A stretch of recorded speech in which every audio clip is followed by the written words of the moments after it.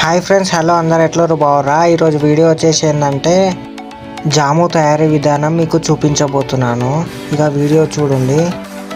ఇలాగైతే 2 చేతులతో మట్టి పైన తీసుకోవాలి. ఇలాగైతే తీసుకున్న తర్వాత ఇలా అనుకోవాలి.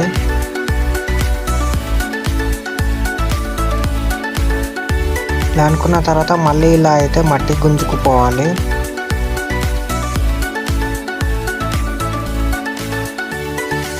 ఇలా మట్టి గుంజుకుపోయిన తర్వాత ఇలాగైతే అనుకోవాలి.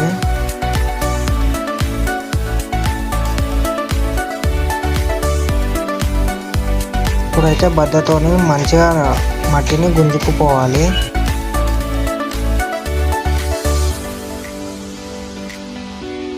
ఇలాగైతే గుంజుకుపోవాలి. ఇక్కడైతే ఇట్లా ఆపుకోవాలి.